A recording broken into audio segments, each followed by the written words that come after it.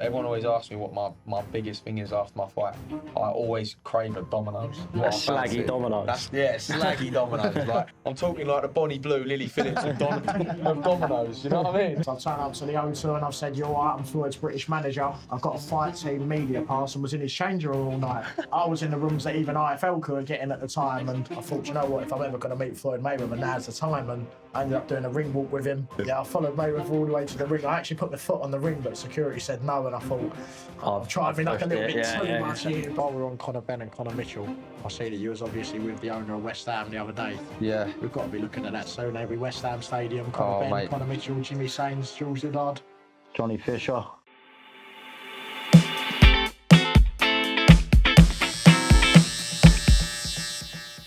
What's happening, people? Welcome back to Trim Talk. Today I'm joined by Frankie Morgan and George Liddard, where I'll be doing the trimming and we'll be doing the talking. Today we've got George in the chair first. How's it going, George? You good? Yeah, all good, man. All good. What's happening, people? It's good to be in the chair. Yeah, what's happening, Frankie? You good? Yeah, all good, mate. All good. Good. What's been on the agenda for you, George, recently? Mate, eating everything I see in sight, to be honest. Are you out of camp at the minute then? Yeah. The minute I'm out of camp, mate, the great lock-in starts tomorrow. Do you know what I mean? It starts tomorrow, yeah? Yeah, it starts tomorrow. We got to start getting some of this foul. Because obviously you went away after your big win. Yeah. How was your trip? Oh, mate, I'm real. So I did a week in Marbella with a family, and then I think 2 days later I flew to Australia. Yeah, nice. Australia was crazy. Was it good, yeah? Mate, if there's anywhere in the world I can recommend for like a young lad to go, even a young girl, like, mate, Australia's it. Like, really? So many people out there like leave their family behind, go out there. You been out there? No, never. No. Mate, honestly, you boys got to go. But Yeah. I say it's unbelievable. Yeah, it's like a different life out there, isn't it? Like, Oh, mate, 100%. so I remember one of my pals talking to me saying about how like their lifestyle and stuff is so different to over here. Like he said he was all jet lagged, so he woke up about 5 a.m. and he said he looked out the window and everyone's out either surfing, running. Like their lifestyle's so much fitter than the UK. Mate, in Sydney, they got, like, in Bondi Beach, they have a run club at like 5 a.m, 5:30 a.m. Yeah, It's mental, isn't and it? that's just the norm for them. Yeah, literally. Every Friday at 5:30 a.m. I did intend on going, but some of the Thursday nights end up a bit late, so I didn't quite make enough in time. So you was partied out there, yeah? A little bit, yeah. Was it good? A little bit might be a bit of an under-exaggeration, but, mate, it's unbelievable. Like, so obviously I ended up travelling up the East Coast with the boys. One of my boys lives in Sydney, so I was with him for a couple of weeks. And then we was like, mate, we need to go see some of Australia. So we rented a car and we drove up the East Coast. And when I say, mate, like, genuinely, I've never seen nothing like it. Like, you get to, like, Gold Coast. It's like a bit like being in Miami, but it's in Australia. Yeah. And then we went further up. We went up to Noosa. And that is, like, one of the most mad places. Like, it's beautiful, but, mate, it's literally the only people that are there are either people that are staying in hostels or, like, rich old people. Like, it's, like, the most mad place you've ever seen. Yeah, like no in between. Mate, there's, like, no in between. Except for us boys, like, we was in an apartment. I was like, I weren't staying in the hostel. I ain't bougie or nothing, but do you know what I mean? No, I don't. I like my own space. I like my own shower and that. But that's all over now, and obviously going back into camp. Yeah. What's the plan for you in the next little, like in the next year? Hopefully, to be honest, by the time you guys see this, fight has probably been announced. But we're looking to be out in March time. Okay. Should hopefully be London. Oh, really? Yeah, I like fighting in London. I think last 3 fights have been in London. So it's like, mate, I always get a good crowd there. Do you know what I mean? Yeah. I've headlined 2 shows now in London in my last 3 fights, and they're both sold out double quick. So we're hopefully going to be stepping up the size of arena this time. Yeah, I won't say too much just in case it ain't announced by them, but we should definitely be stepping up in the size of arena. Obviously, you might not be able to answer, but is the plan to defend the recent win on the belt? You just won the British title. Yeah. Is that right? The British title? Yeah, British and Commonwealth title. British and Commonwealth. The youngest to do it at middleweight. Youngest to do British and Commonwealth in the middleweight, yeah. So obviously some achievement. I think that's probably my excuse for the last couple of months being a little bit lively. Yeah, 100%. But no, I'm excited to get back into camp now. Yeah, the plans obviously to defend those titles. You want to defend it, yeah? Yeah. So for a couple of times, or? Do you know what? Like, see what it is. I'm only young, so I've got the time to do that. But I'm one of these fighters, man. I need something exciting. I like fighting someone that people almost not write me off, but I think that it's 50-50 or I'm going to lose. You know what I mean? Yeah. I like them fights. I'm not quite normal in the head like that. Do you know what I mean? Do you know what I mean? You like can't be if you're a boxer. That's true. That's true. I feel like a lot of us fighters have that in common with. I used to try to pretend to be normal, but now I just realise, you know what, I've got a bit of a screw loose. So I might as well just embrace it. I think your biggest problem is one of your best mates wants the belts off you, don't he? Oh, probably, yeah. Obviously, Jimmy's from the same gym as me.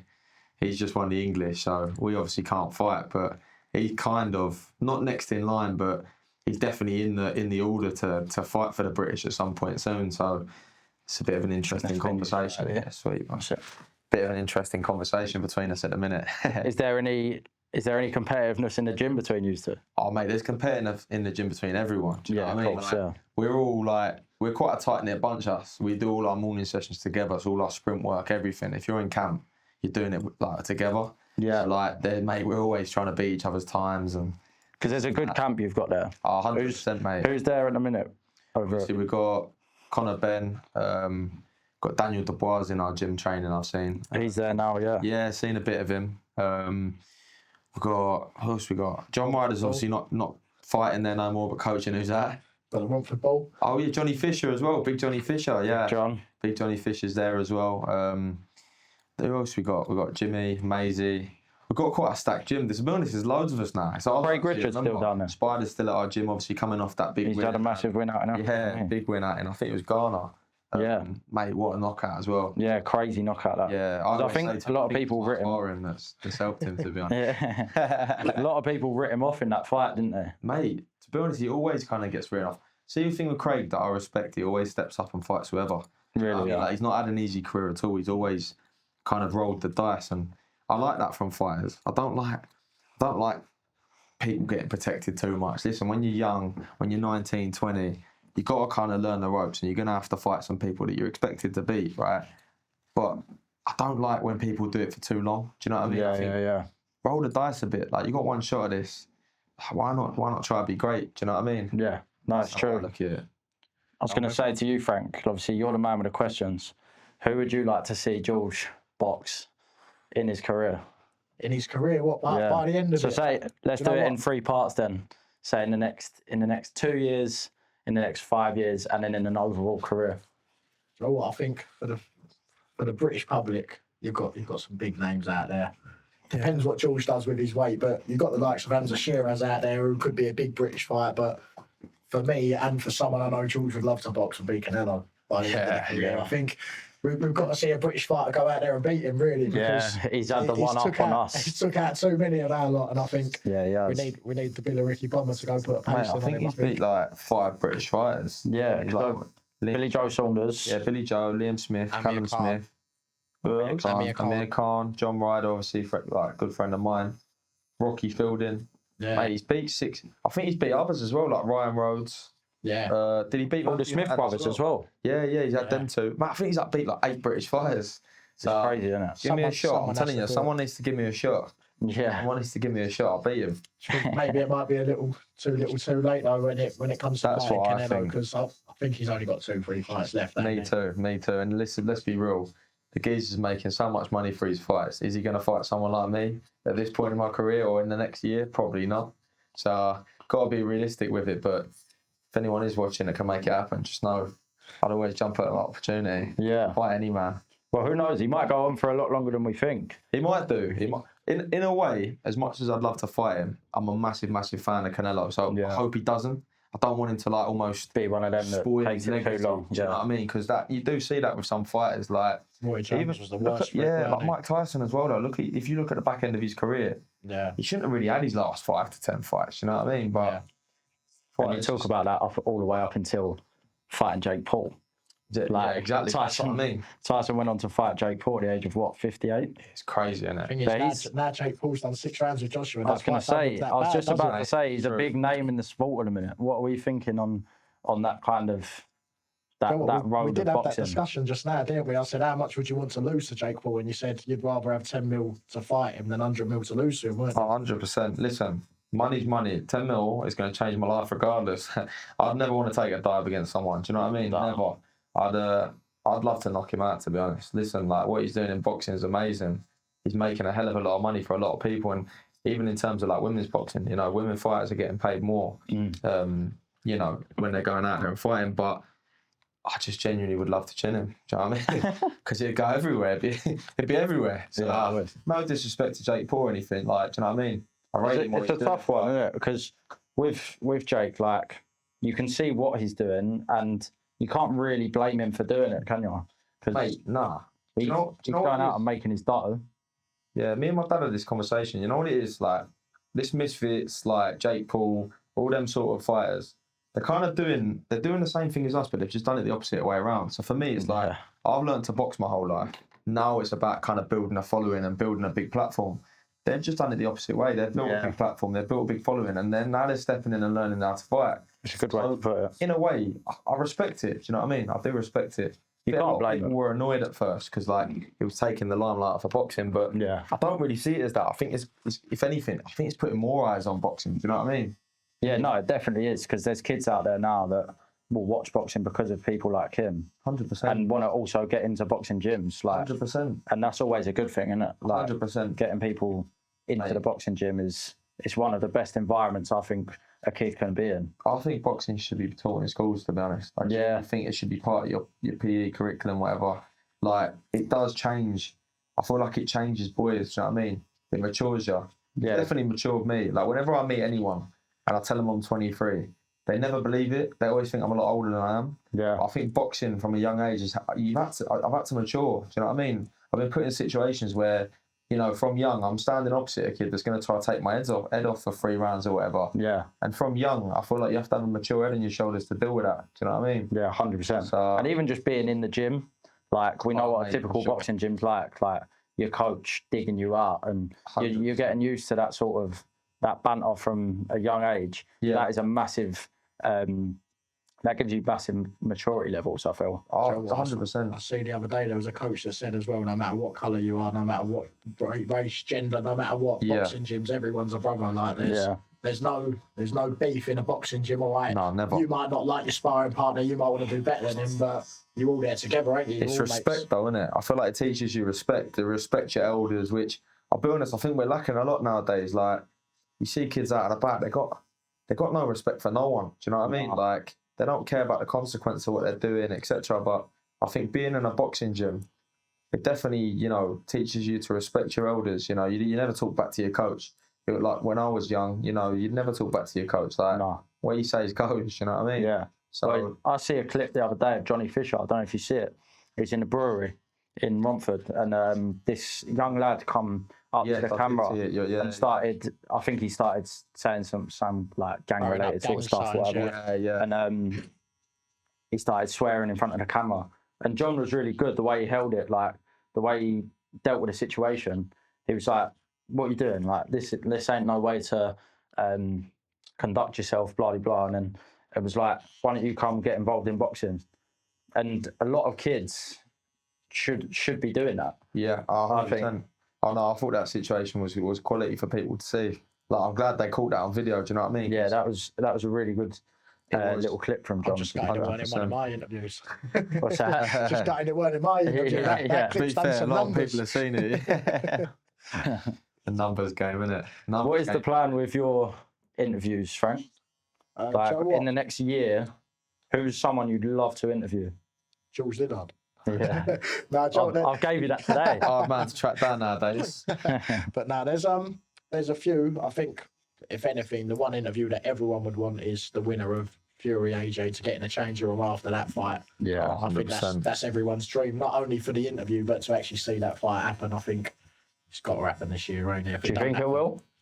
I'd like to think so. There's a lot of talk about it, and obviously there has been talk about it for years, but there seems to be a bit more truth in it now.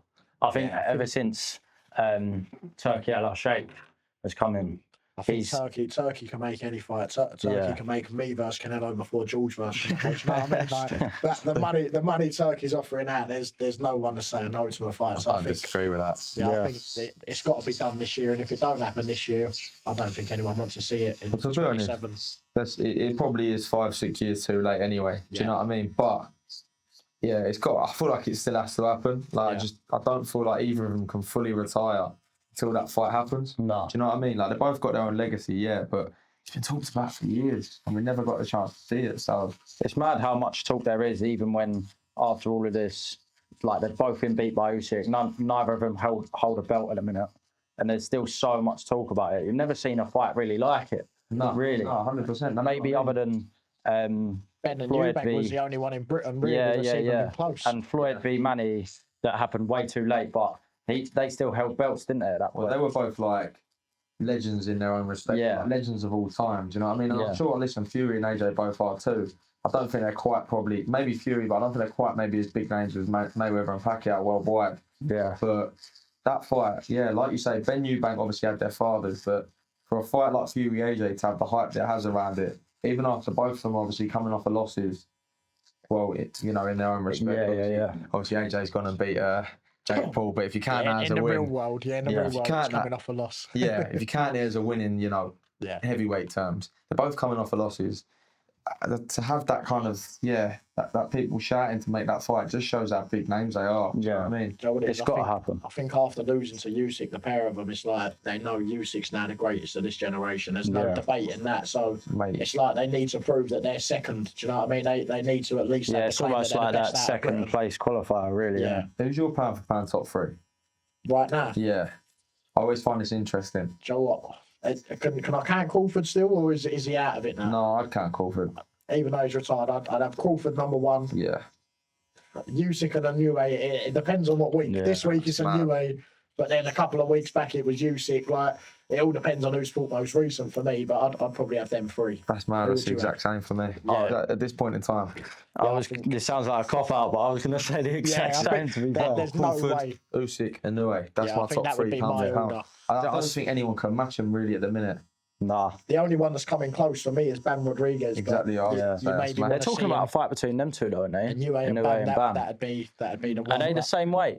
No, I think there's two Bam weights. Weight below? 2 weights below? 2 weights difference, I'm pretty sure. Mate, really? Be honest. If Ben and Eubank can do it and Turkey can put the money up for that, it's a no-brainer, ain't it? Yeah, why not? But Bam 2 weights below, is he? Yeah, and Nue's next opponent was basically announced that night, weren't it, with a co-main event? Who's that Nakatani? Yeah. I didn't even catch that because I was obviously at West Ham. I missed it. I was on the train up to West Ham. Nakatani, I personally think he lost by a round in that fight, but yeah, a lot of people said the same thing. What I've seen. But then Nue come out and I would genuinely put it down as like top 10 boxing performances of all time. The geezer barely got hit. Like, it was just ridiculous how good he actually is. I see a question the other day that said, after that win, is he in the boxing greats of all time? I think he has to be. Do you think he put him up there? He's the first one in 40 years to defend the Ring magazine 4 times in a year as well. I think he's up there as an all-time great, especially in his own weight, in that lower weight category. And do you know what I mean? Like, no one's knocking people out the way he was knocking people out. The run he was on is a joke. The thing is, to box 4 times in a year, even prospects don't box 4 times a year. Mate, no way. A world champion. So 4 times in a year is crazy. Like, for that level, do you know what I mean? For that level, that level of being active, that is another reason why they'd be such a great. I feel. 100%. To be able to box that much, mate. To be honest, you look at like one of my favourite fighters, obviously Canelo.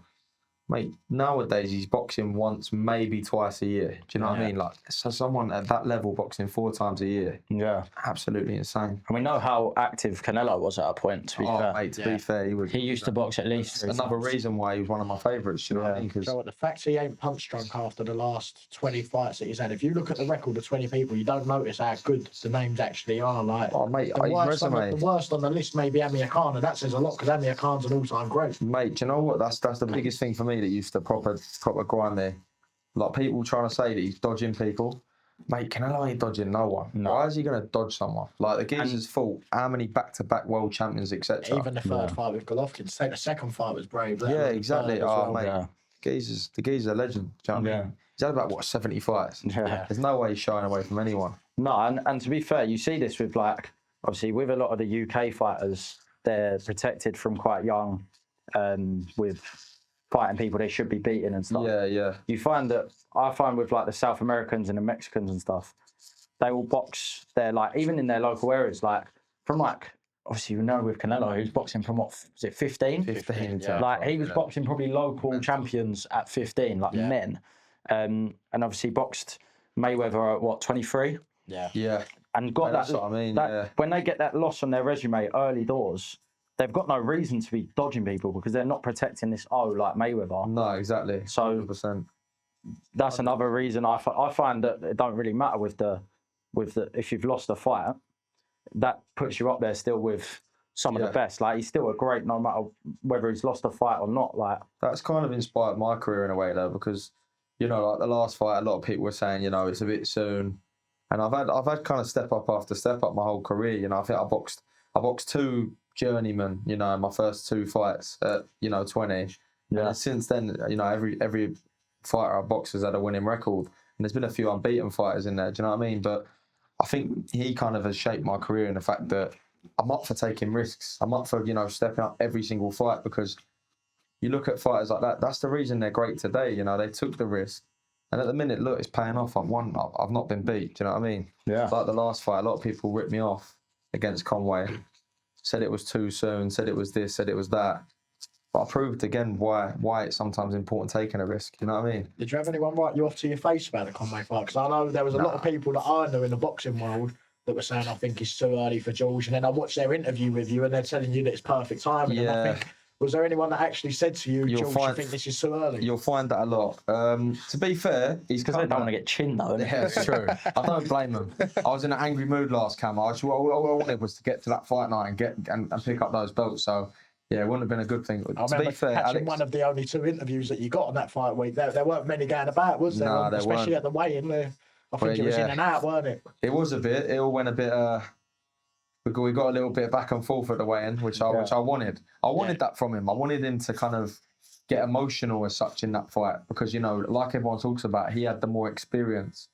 But when a man's emotional, when a man's emotions fueling what he's doing, his actions, I feel like it takes that experience away from you. Do you know what I mean? Yeah. It's more likely to drag him into a fight with me, more likely for him to leave himself exposed. You know what I mean? So I wanted that from that fight. Especially where you've got a experienced background in the amateur game. Yeah. Like, you know you can box. You want someone to come at you aggressively. That's it. I didn't want him to sit on it. Because I've seen some of his previous fights and, you know, he sits back and he almost waited for fighters to burn themselves out, or he's a big lump, do you know what I mean? So he tired people out, but I wanted him to almost half get emotional, and I wanted him to kind of start a bit earlier than he normally does, just to give me that opportunity to kind of show what I'm capable of, you know what I mean? Yeah. Because I knew I was going to win. Like, if you look back at the interviews, and a few people, himself included, said that my confidence was fake, it was manufactured. But if you look back at every interview and you look in my eyes when I'm saying what I'm saying, I meant every word of it. Yeah. You know what I mean?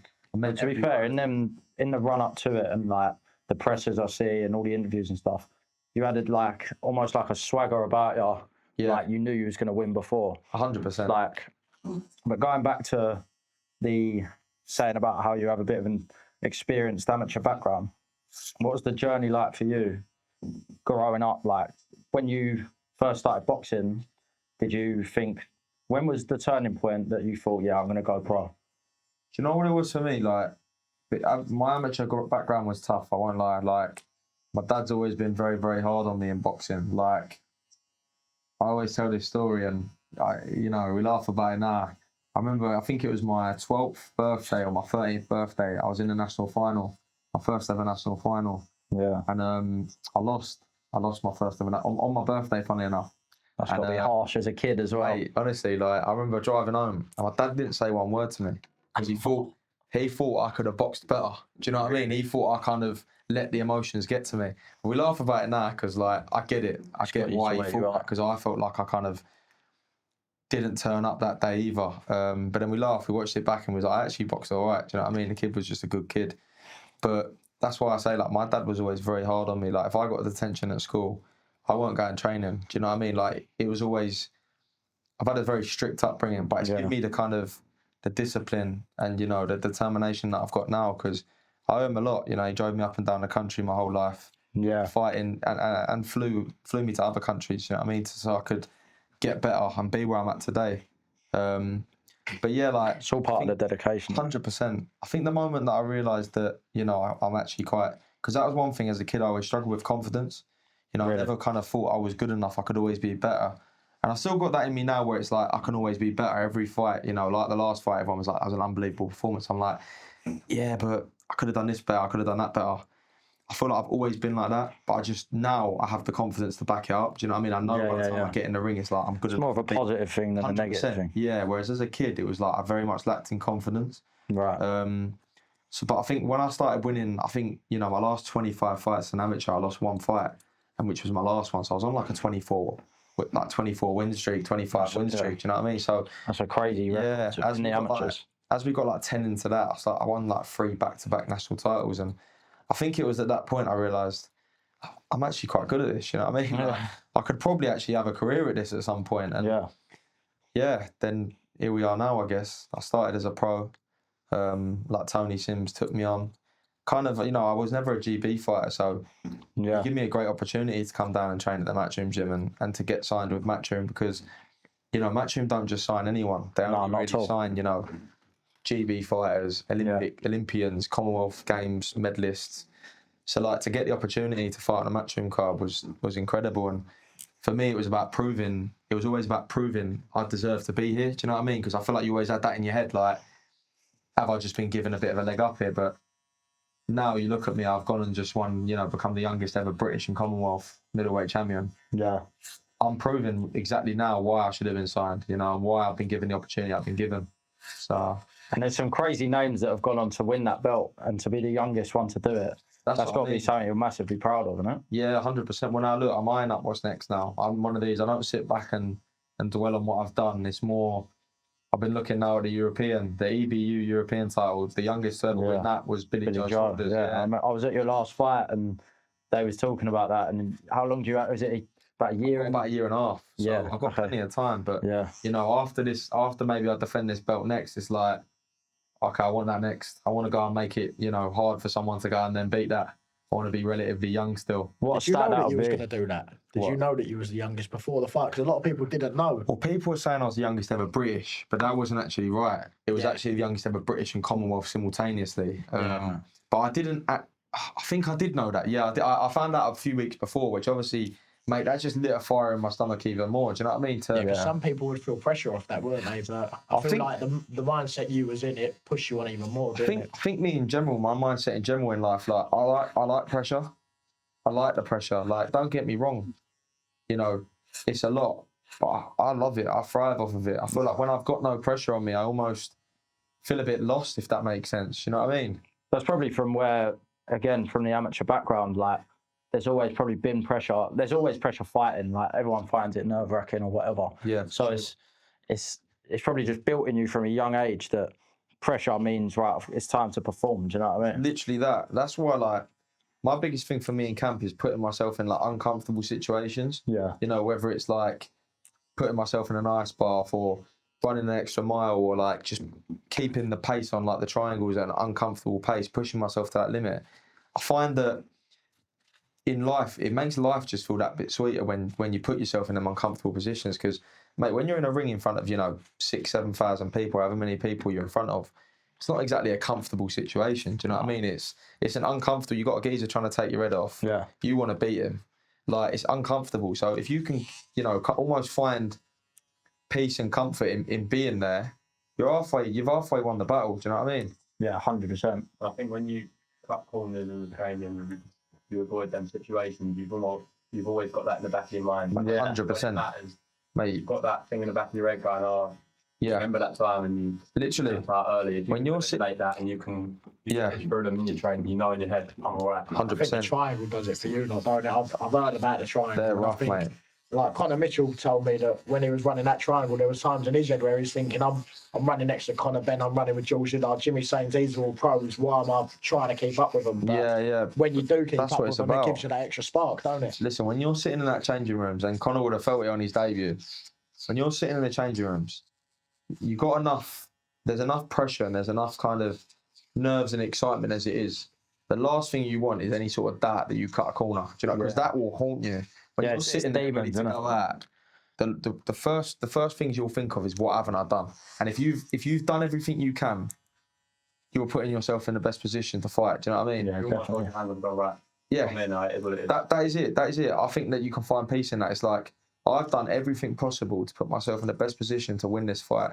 Whatever happens now is in God's hands. That's how I see it. Do you know what I mean? So The thing is as well, you can also find peace. Say, obviously you wouldn't, but you do lose this fight, but you've done everything you could have to win. It's like the better man did win, but 100%. if you've cut corners and you lose, but you lose by 1 point, mate, how much is it going to haunt you that you didn't do that extra? Well, you look at round on what the bench? Connor's just done recently, innit? With Conor Ben. Yeah. He lost that fight. He gave everything. What Yeah. a fight it was in the first Yeah. one. And then he probably thought going into that fight, I can't have done any more. Yeah.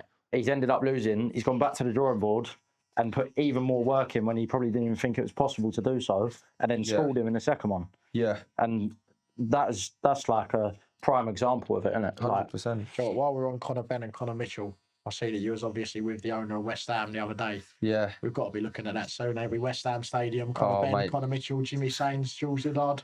Johnny Fisher. Yeah.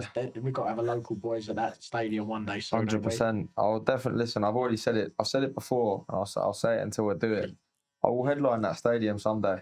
It's written. Like, it will happen. Do you mind being on an undercard first and headlining second, or have you got to headline the first time you fight there? Mate, I'm headlining. There's no other option. We did start having this discussion outside, but we said Yeah. we're saving this for the podcast. Thanks. Yeah, I said we'll fight out. Whoever's last man standing can headline it.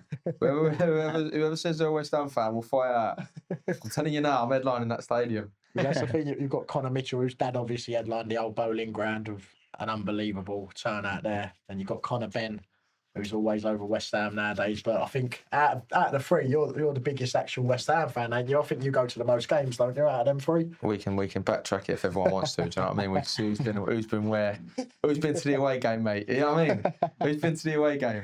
But if it comes to it, you said you'd fight. That's You'd what I'm fight saying. Conor. I'll fight them all. Let me headline. Misfits might have to put it on triple team fight. Yeah, some bad one. We'll find Just some last man bad- standing, bro. Royal Rumble. Do you know what I mean? Royal Rumble style. And no rules. Is that Just have it. the only dream? Because obviously you're boxed in Vegas, ain't you? Like a lot of people might not know that you're boxed in Vegas because it weren't a well publicised show, was it? Like Conor Ben was on it, but a lot of people. It was so early on as well, though. Do you know what I mean? It was early for you. Was on it. Jimmy was on it. I'm pretty sure Johnny Fisher was Johnny on it. Fisher, as well, I was gonna weren't he? say, Yeah, so- Johnny was on it. Yeah. To be honest, it was probably a little Essex boy turnout. You know what I mean? Me, Jim, Essex Johnny, boys and taking Conor. over It was Vegas. taking over Vegas. You It know was what I like mean? Rise of the Foot Soldier boxing version, weren't it? Boxing edition. You know what I mean? Yeah, it was a good opportunity, but obviously it was only my sixth fight, so it was very early doors. But yeah, having the opportunity to box in Vegas so young and so early it definitely changed my career as such. You know, like it was a massive pressure boxing out there, and like the lifestyle out there is crazy. Like you're walking out your hotel, and when you get back, you can't get back to sleep because like it's bright lights everywhere. It's like it's the most crazy place I've ever been. So I slept about 4 hours the night before my fight. Just could not switch off. And they say there's a rumor in it that they like pump oxygen or something into the room so that you can't go to sleep, so that you go down. Because every hotel, I don't know who's been there, but every hotel is basically a massive casino as well. Yeah. Like in the reception and that. So they say they pump the rooms of oxygen so you can't sleep, so you go down, you gamble, you spend more money. But genuinely, I slept awful in Vegas, awful. So to come through that, beat an unbeaten lad, you know, with the pressure of boxing in Vegas in his sixth fight, it was a big turning point in my career and taught me a lot. Yeah, and obviously it's basically the Matchroom gym that was on that card now. It ain't was It's really, yeah. If you look at it now, every single member's now there. 100%. That's part of the game as well, isn't it? Like the sleeping the night before. It's not on just the night, just turning up and fighting, and obviously the training. It's all that goes into it. The travelling, the sleeping the night before, especially going out all the way to Vegas. Like, Well, that's the thing. I think I spent a month in LA away from my family before that fight. did you? You know, What for to the get? first time in my career, just for training camp, you know, Okay. which was an unbelievable opportunity, and I loved it. I did love it, but mate, like I got split in sparring about 2 weeks before the fight, cut under the eye. It was a mad training camp. Do you know what I mean? But I learned so much from that, so much, and it definitely turned me almost from a boy to a man. Because if you went and look at then my seventh fight later on that year, I'd had like 2 back-to-back kind of lackluster performances, and then that seventh fight coming off the back of Vegas, I went out there and I think I knocked some Irish geezer out in about 45 seconds, something stupid like that. So you know, it was like it changed me as a man. Yeah, that's quality. Yeah. Right, we're gonna change over. Frank's in the chair. Cheers. There you go, George. Nice one. Frank, you've had a big 2025. It's been a big year for you. Who is the best encounter you've had this year in boxing? This year, do you know what? There's been a few, but I'd have to say Michael Buffer. Intro to my YouTube videos. I think I said to him at the time, I said, can you say, let's get ready for FM Boxing Media? He said, no, it's promo. I said, come on, mate, I've only got 100 subscribers. And straight away his face changed. He was, let's do it. Really? I had a look. I actually Googled it, and I've been told that it's a 250 grand video for promo off Michael Buffer. Really? So if anyone wants to buy a channel off me, bidding starts at 250 grand. But yeah, I think Michael Buffer's got to be the one, ain't he? I don't think you can get much bigger in boxing than him. No, he's like the face, isn't he? Really? Yeah. And he has been for years. Yeah, I don't. That's crazy. Yeah, what about any boxers? Boxing wise, do you know what? Since I've started this, there's not many that I ain't met. Fury's the only one really that I've not come across. Really? But I think when I met Terence Crawford, I actually said, can I do an interview? And Terence went, yeah, of course, anything. But then the security come over, they said he ain't doing interviews, blah, blah, blah, and cut it off completely. But That's mad. he was a lovely fella himself. But yeah, it's just a shame that the security come along and cut it all off. Why do they care? That's mad, isn't it? Like, if Terence has said yeah, Yeah, I think why are they bothered? it was only a few months before he signed. I can't remember what fight it was. It weren't a Canelo fight. It was one before Canelo, and I think it was Did he fight? it was a big fight. It was he having not I can't think of his name now, but they fought out in LA. It was the first Riyadh season. Might have been Avanesian. Yeah, it was the first Riyadh season rings in a bell. America. Yeah, it and, might have been I Avanesian. think he had to half keep his mouth shut about it, but everyone already knew that it was a thing. So I don't think he done any interviews. Even IFL got told that they weren't getting interviews. So The thing is, after time with people like that, they've got people that run that kind of side of things for them. It's not actually up to them. Do you know what I mean? Yeah. They decide on, for example, how much someone needs to pay them to interview them, to do stuff like that. They've got someone doing that for them. So a lot of us fighters, we're happy to do whatever. Do you know what I mean? Like we're happy to do interviews, but they've got people dealing with that. Do you know what I mean? Yeah, of course. Shame, really. Yeah. FM Boxing Media would have had a little Crawford interview. Do you know what I mean? even him just saying hello on camera would have been all right. But, Yeah. but yeah, I think that's one of the, as much as I didn't get the interview, it's probably one of the best interactions I've had with a fighter, just because That's crazy to just say that, like, even just the fact you've met him yeah. is crazy. Yeah. But I was going to say, obviously you've kind of half answered it in there, but how do you normally go about getting your interviews? Obviously, is it more just gift of the gab, just trying to talk to them and seeing what you can get? Yeah, normally the first one was someone's chance of luck. So when I interviewed you, it was Romford, I think, weren't it? The first one I done with you. I don't remember, where was it? Well, it might have been one before that. Was the Romford one? That was that. No, so it would have been the one before that at the Canary Wharf interview, I reckon. Oh, what in Riverside Plaza? Yeah. So Is that one of our first interview? there might have been one before, but the first one's always you meet them at a media day, you'll get the interview. So you just tag along to the media days? Yeah. Then you'll start getting comfortable, and then obviously I've got George's number now, so it's a case of dropping a message. But Text every week now. Bloody hell, mate! Can you come do an interview? I'm saying I'm on my way to Australia. Can I get a quick one? But Go on, can you give me 10 minutes? The first one, it's always you got to get in there, tell them who you are, basically. Try and blag it. You've got to give a good interview for your first ever one. Sometimes it's hard because you might not know the person. And like I've had it with the manager coming over and saying, "Can you interview my boy?" And I haven't seen them yet. Where I'm so focused on the main event, you don't know who the boys are. But as long as you give a good first interview, you'll have an interview for the rest of your life, really. Yeah. They'll remember it, I suppose, won't they? Oh, Frankie's got some bottle, mate. You know what I mean?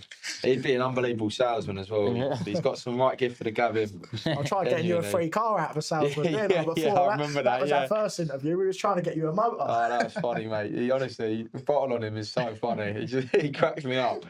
I remember that was like the first time I did an interview with him. I was like, I like this lad, I like him. You can always get an interview. Getting proper Essex boys, you know what I mean? That's how you've got to do it, though, isn't it? It's like, you just got to chance it until, if you don't try, you won't get, you know what I mean? Yeah, no, 100%. Yeah, so the first time Oscar Bevis was the one who got me into it. You obviously know Oscar. Now working at the Stomping Ground. At the time, he was at IFL. And I bumped into him at the Mayweather Aaron Chalmers weigh-in. And, that's some mad, I weren't even meant to be at the weigh-in. It was media only, no fans allowed. And I had a TMT coat at home. I bought online, so I've walked up and I've said, "Yeah, TMT, part of the British management," and they've let me straight into the media day, and I've met everyone there at Bar Floyd Mayweather, and then the next day I thought he's boxing at the O2, why not try it again? So I turned up to the O2 and I've said, "You're all right, I'm Floyd's British manager. I've just got to go round the back and see him," and I got a fight team media pass and was in his changing room all night. And from that point, a bottle on him.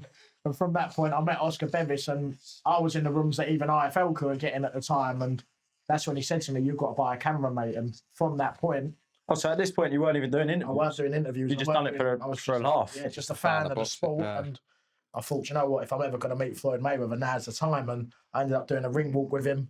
I done the ring walk with Christopher Lovejoy that night. Ring walk with him. Yeah, I followed Mayweather all the way to the ring. I actually put the foot on the ring, but security said no, and I thought I've tried me like a little bit too much here. But I sat front row, watched that fight, and then I had 2 years just thinking about it, thinking, should I do this? Should I do it? And then I got the call that Conor Mitchell's looking to turn pro in a year's time. I thought, you know what, I might as well interview him, and I might as well interview Fred Pull and Kevin Mitchell and get into it. Yeah. From that point, it's just gone off from there. Because he smashed it recently. He just had his debut win, didn't he? Yeah. How far do you think Conor can go? As far as he wants, really. George said it on stage that night, and so did Conor Ben. Yeah. And listen, don't get me wrong, I watch a lot of boxing. I might even watch more fights than George, but if George is saying he can go all the way, who am I to say that he can't? Do you know what I mean? Yeah. No, he's a good, very good fighter. Obviously, he used to be at our gym with us, so I've seen him train since he was like, I don't even know, 16, 17. Sparring Cordina at about 15 years at old, a young wasn't he? age, you know what I mean? And he's got talent, definitely got talent. And he seems very switched on with it too, do you know what I mean? Obviously, Kev was an unbelievable fighter, and Kev admits, like, he probably didn't achieve in the sport what he could have achieved in the sport just through lack of, you know, sometimes a bit of a lack of discipline, a bit of a lack of, you know, that. And I love Kev to bits for who he is, but I think what he's instilled into Conor is to kind of almost not be like he was, you know, and to fully dedicate yourself to the game. And I think Conor is, you know, and I think, like I said, naturally gifted, but, you know, also disciplined, determined to actually do something in the sport. Yeah. And I think he'll go on to do good things, 100%. And he's when- got a good backing, which is part of it too. Do you know what I mean? Having a good backing, you know, good management, good promotional team. It's part of the game, you know what I mean? So he's in good hands. When you're mixing with people like Kevin Mitchell, obviously when Conor was down the gym, his dad was there. When you're going and winning these British and Commonwealths, and then you go in Marbella, you go in Australia, you might have that one drink and then think, you know what, Kev's told me this. You can't slip into it. You can have your fun for a week, but make sure it is a week. Make sure it's not fight week. That Exactly. When I you're think growing that's up one of around the biggest people like that, things. how much does it help? I think when I first turned pro, like, obviously, you know, Kev, everyone knows Kev. You can't not love Kev. He's like a likeable rogue, do you know what I mean? He's a mad fella, but you can't not love him. He's got an heart of gold. And I think 100% it was good to be around him because I feel like he knows what he did wasn't right as a pro at times, you know, like drinking so close to a fight and, you know, all sorts. He was up to all sorts. But yeah, I think his advice to me was always just to, you know, stay grounded and just like think about the next one. Do you know what I mean? It's all right celebrating your win, but make sure you ain't, you know, ruining your next one from you celebrating your last one. Which, you know, with me, has never been a problem anyway, because I'm always thinking about what's next. But I think a lot of young lads can take a lot from that because, definitely. you know what I mean? And especially in the world we live in nowadays, it's so easy to party, to celebrate. It's very easy to fall off the right path as such. So, well, it's not an easy game, is it? Really, the boxing, like, I'm not being funny. You might have, say, if you have three bouts in the year, you might have a party. You might party for 5-6 weeks out of that year. Do you know what I mean? So you're good for 90% of the year. It's not easy. Do you know what I mean? And saying good, it's not just being good. It's a next level of training. So it's easy to get burnt out. So you do need it. It's healthy to go and do what you've done, go on a trip away and 100%. have a little party and that. But I found that good balance from early on. You know, ever since my debut, I've always kind of gone on holiday straight after a fight. I we got had a quite known laugh for about it. it on your last video, didn't we? I got quite known for it, didn't I? Everyone's always goes to me on fight week. I've not even told anyone I'm going on holiday. I go, oh, where you going next week? I'm like, mate, I've got a bad name for myself here. So what holidays this time now? I think one free Mate, belt. I did three. Did three. Yeah, he got Ended a up little taking me bit, down he got a little Monaco bit as well for greedy the this time, weekend. didn't he? Got a But little bit greedy with it. wait till he wins a world title. Oh, mate, don't. when he wins a world title, he'll retire in I'm gone. Australia. I'll disappear. I'll be gone. He might have to call George Cambosis out. I'll be disappearing, mate. I'll just be gone. No, do you know what it is? It's about finding that balance in life. Like, listen, I'm fully dedicated to this game and I want to do great things, but I'm 23 years old, you know, and you get one shot of this. I could walk outside next week, and as dark as it sounds, I could walk outside next week and get run over, die. Do you know what I mean? Yeah. What am I gonna like? If I've just spent my whole life in the boxing gym, what have I really lived? Do you know what I mean? So it's about when you need to switch on, switch on. You know, I spend my camps, even out of camp, I'm training twice a day some days still. Yeah. That's more to keep the fat off because it's Christmas, you know what I mean? Yeah. It's been a heavy time of eating. But, Did you have a good Christmas though? mate, a bit too good, yeah. January's going to be rough, let's put it that way. But like, you got to, after a fight, you got to switch off for a couple of weeks, you know, a few weeks you switch off and just kind of almost live a bit of a normal life. Do you know what I mean? Because 100%. otherwise, I think what happens is you'll get to 30 and you'll go insane. Do you know what I mean? Because you've never really lived any sort of life. No. So I feel like right now I'm in a great place in my life where I've got a great balance. You know, I live a great life. I enjoy my life out of camp, and then when we're in camp, I'm truly religious with it. Do you know what I mean? I'm training twice a day, 6 days a week. Everything I'm eating's weighed. Do you know what I mean? Like the recovery's on point. Do you find it hard when you get back into, say you've had your fight, you have your time off, you eat what you want, and now it's like, right, it's go time for you tomorrow. Do you find that's the hardest point? I think this time's going to be like harder, like some other times, just where it's been obviously so long out of camp, where it's come up to Christmas, and you know haven't had a fight scheduled as such. I've not had nothing in the back of my mind, so I've been enjoying myself, eating a lot. Do you know what I mean? For a long time now. Yeah. So I think these first couple of weeks are going to be tough. They're rough. I'm not going to put, you know what I mean? They are rough. Because once you get in the swing of it, it's like dieting, isn't it? It's like, it's actually all right once you're in there. Sweet. Like, once you're in there. Once you're in it, I actually start to dislike bad food. Yeah, do you know what I mean? I look 100%. at stuff and I think, I don't even fancy it after 3-4 weeks. You know what I mean? You think, I don't want to put it in my body. But literally. But then when you've got back on it and you know it's all right to do it, once you've had your fight, that's it. It's getting back on it. The It's first like, couple of weeks, it's just like, I just feel like a miserable fucker. Do you know what I mean? Like, I'm just like, everyone's like, what are you moving? I'm like, you've eaten what you want for the last like 2.5 months. I'm like, yeah, I know I have. That's the problem now. Do you know what I mean? I've got to actually look at that. I don't know, a pie and mash and not eat it. Turn up to West Ham, see the pie and mash, everyone eating their pie and mash, and I've got to sit there and think, I'm going to eat when I get home. Yeah, I had that when we went to the calf and I had my fight coming up, and obviously I'd been good for however long. Yeah. And every Sunday, innit? Religious. Yeah, we always go down a calf. Which one? Delhi? Yeah. 2 and 2 every Sunday religiously. Yeah. He turns up. I like that. And he goes, I'll have a avocado, anything. I went, what? Yeah, and then, mate, I literally got a little teaspoon from the cup of tea, and I had a bit of his liquor, and I was like, Yeah. Mate, I know the feeling. Like, genuinely, so everyone always asks me what my biggest thing is after my fight. I always crave a Domino's. Really? Like, you know, like a proper bad, meaty barbecue base with all the garlic sauce slapped all over it. Like, that is what I fancy. Slaggy Domino's. Slaggy Domino's. Like, the most slaggiest Domino's you can get. You know what I mean? I'm talking like the Bonnie Blue, Lily Phillips of Domino's. You know what I mean? So what? One thing I do want to touch on, obviously, we're talking about eating at Christmas. I thought that conversation was going somewhere else. I thought that was going somewhere else. I was thinking, one thing I do want to touch. No. Lily Phillips. No, I'm going to go the complete opposite. But I can see the chain around your neck. You've obviously got the cross on. And Yeah. over Christmas time, I see a video of Carl Froch and Eddie Hearn the other day. I don't know if you've seen it, but Carl Froch actually said in England at the moment it's like religion's coming back.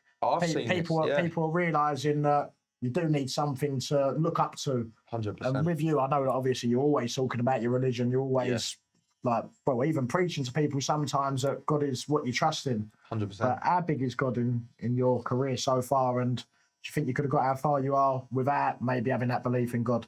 Oh, mate, it's a tough one really because I don't believe. I genuinely feel like God changed my life. Do you know what I mean? Like, my faith changed my life. Like, I was almost kind of coming out of lockdown. Boxing had been quiet for so long. I got picked for the Europeans and obviously COVID ruined that. Picked for the Worlds, COVID ruined that. So for my life's been boxing, you know, since I was a kid. Yeah. So to not have that, it was very easy for me to kind of fall into the wrong path with the wrong crowd as such. And I started to go a little bit mental. Do you know what I mean? As much as I'm crazy now, I'm controlled crazy. I started to go a bit crazy, getting into some, you know, bad things. And I think, like, if it wasn't for my faith, would I potentially strayed down that wrong path for a lot longer? You know, I don't know. It's hard to say, but God definitely gave me a bit more of a purpose in life. And I feel like he gives me that peace as well. Like I said before about in the changing rooms, like, I sit there and I think I've done everything I can. It's in God's hands now. And I feel like when you treat your life like that, every day I start it in camp, I'm like, I say, I just thank God for, you know, another day on this being here. And I'm like, I want you to take control of whatever happens in my life today. And I think when you put your life in God's hands, it just gives you peace. You know what I mean? Like I say about peace in the pressure, I just trust that the good and the bad of what's happening in my day is God's put it there for a reason. Do you know what I mean? God's plan. 100%, it's God's plan. And it is a massive thing in boxing, God, ain't it? Like, it seems like every fighter after their fight now, whether it is a Muslim boxer, a Christian boxer, a Jewish boxer, they're all thanking God after, aren't they? Like, well, we are all crazy. Like, to be a fighter, you have to be crazy. And I think faith almost just keeps you a little bit more grounded because it's very easy for us fighters. We've got to remember, boxing comes from, you know, a world of convicts and, you know, criminals, etc. So to get into boxing, you are a little bit mental. So I think just having that faith, having religion kind of just keeps you on the right path. Yeah. Keeps you on the right path. And I'm glad to hear that, you know, faith's almost having a bit of a resurgence because, like I was saying before about the kids not having respect, like I think England's been like a Christian, but any religion you're taught respect, but England's been like a Christian country from when people were young. Yeah. Now I feel like everyone's lost faith as such, you know what I mean? Like no one's really taught about it now and no one's really introduced to it. And I just feel like that's kind of maybe where life's going wrong as such with you know, the new generation. Yeah. I think they don't have that kind of faith, that religion, that's something to lean on when things are rough. So they end up falling into the wrong crowds, the wrong path. You know what I mean? Yeah. Do you think that's why it is? It's like a boxing thing, ain't it? Everyone in boxing, it's like it's you versus your opponent. There's no one that can save you while you're in there. Do you think that is why it's such a big thing? Because it does give you that relief that you maybe have got someone else that's on your back at the same time. Yeah, 100%. Yeah, I think, like I said before, I just trust in that everything that happens in my life is done for a reason. Do you know what I mean? So like I've had before, like I remember on fight week before, I rolled my ankle on I think it was a Tuesday. I'm fighting on a Saturday, and at first you're like, oh, why has this happened to me? But then I sat there and I thought, look, a couple of people were like, are you going to pull out? I was like, nah, I can get on with this. What fight was this? The George Davey one. I knocked. This was when I boxed in Sheffield, my 8th night fight. That was Johnny Fisher was on that card as well, weren't he? I remember that being a big turnout for that one. Was that Sheffield? Was that the one that Johnny was on? No, he was meant to be on it. Do you remember? Yeah. I was meant to box at Copper Box. That was it. Yeah. So it got moved back to Sheffield. Yeah. I remember that week. It was like a lot of people were saying maybe you should pull out if your ankle's bad. Yeah. And something in my head was just like, nah, I can get through this and I can fight. He's just rolled his ankle. You know. Manifestation. Yeah. And then like obviously I chose not to pull out. And I boxed and then I got probably my best knockout to date. Yeah. So everything genuinely happened for a reason. Something in my head told me not to pull out of that fight when, you know, some people would have because if you see in the fight, my ankle was taped. You know, my ankle was still. I was about to say, how did you deal with it? Like with your team, did they say you got to tape it up or? Yeah, so what I did is I have like a few physios I see, etc. And I got a cryotherapy place that I go to, and we just hammered it with a local cryo, and obviously it was still sore on fight day, but once the adrenaline kicks in, you're in the changing rooms. Yeah, it's taped up. It's more worse afterwards than it is on the day. War. If my ankle goes from underneath me, I'm gonna go out swinging regardless. So I went out there and it's just put on probably one of my best performances to date, and well, at that time it was my best performance I'd ever had. Yeah. So it showed to me that look, everything happens for a reason. Do you know what I mean? That was a test for me in my head from God to see how much do I really want it, how much do I really want to succeed in this sport. Yeah. Talking of that cryotherapy place, I see a photo the other day. You, Tom Welland, Connor Mitchell, and Jimmy Quinn. Yeah, the four of us. Yeah, I remember when we did that. All four of you now are absolutely flying. Obviously, I know Tom's coming off a loss. But Jimmy Quinn's in Cage Warriors. Connor's made his pro debut. Tom Welland's fighting for youth world titles. You're winning British titles. How much does that show that your recovery is key? It's funny to see, like, obviously a lot more babyface looking there, going back a couple of years. No facial hair. No facial hair back then, so I look a little bit younger, but it's crazy. It's crazy because, like I said, I never really do look back. But then when you do have little things pop up like that, and you look back and you think, I don't even know when that photo was taken. It must have been about 3-4 years ago, probably 2-0, maybe 3-0. And to now sit here and think, you know, just a couple of years later, I'm now British and Commonwealth champion. You have to sit there sometimes and think, fucking done good, aren't I? Doing good. You know what I mean? I'm only just getting started, but yeah, it's mad to see. It's good to do it with people that you know as well, ain't it? When all four of you are going on to do big things. Yeah.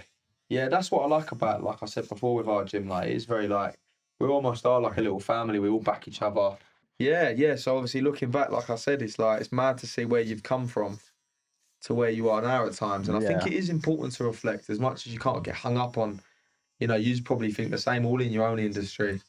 But when you're chasing something, sometimes it is good to look back and think, I'm on the right. I'm going in the right direction. Do you know what I mean? When you look back at them pictures and see where you was, and you compare the difference of where you was to where you are now, you can look at it and go, well, that's where I was X amount of years ago. Where am I going to be? 100%. In a couple of years' time. 100%. How much progress you've made and things. It's good to look back and go. Sometimes you can look at it and think, am I on the right path? And you look back and you think, if that happened in that time, it can only get better. 100%. Well, look, if you look back at 2 years ago and you feel like you're in the same place, something's not going right. Do you know what I mean? So that can also be a wake up to be like, fucking hell, I need to sort my life out here. I need to find the passion, to find something.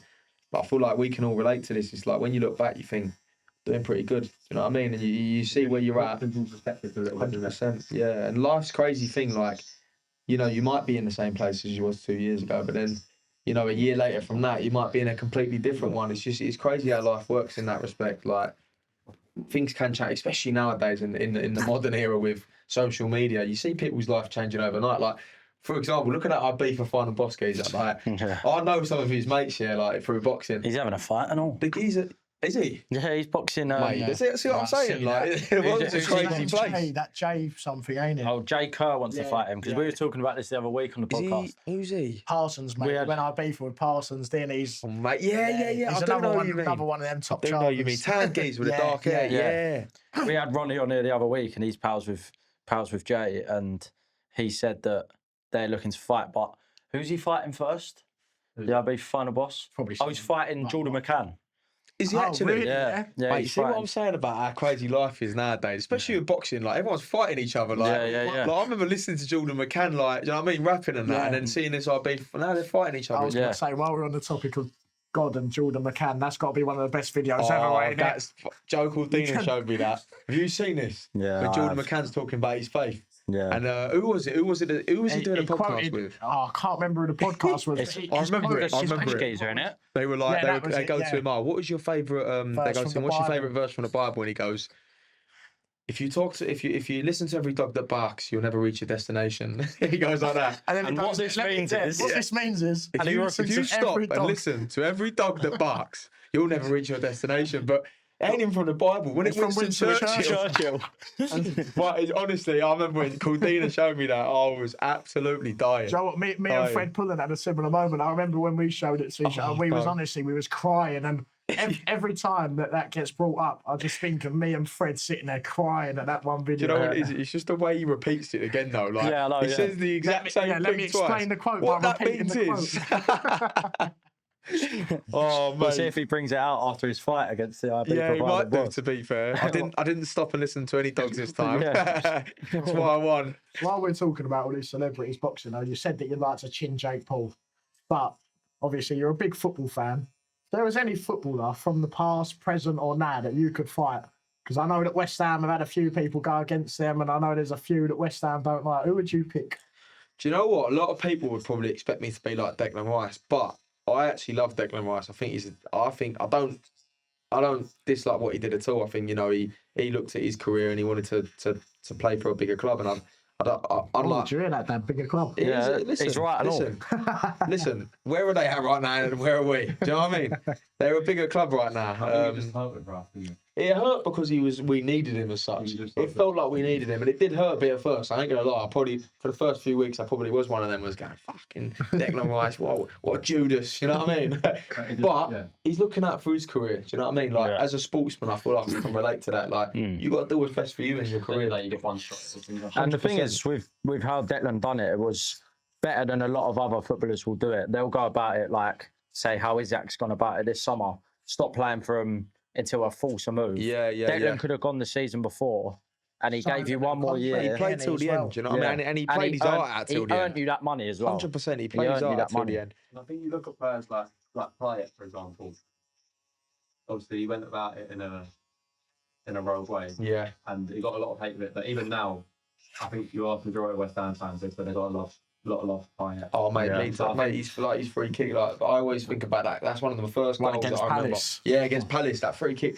Like, Even you know, when everyone against ever us asks, in the like, my FA Cup. favourite West Ham goal, that is it. Like, I was a big fan of Payet. Video from it behind us. Have you? No way. Oh, that's mate. what I mean. So I think in a couple of years' time, I think He'll be forgotten. Do you know what? In that respect. Even And as a he's United a fan, legend of West Ham, really. The things he did with us, even as a unbelievable. United fan, I remember him taking a free kick against us in the FA Cup, and he's hit it. And by the time that the ball went in the back of the net, he's already at the corner flag celebrating.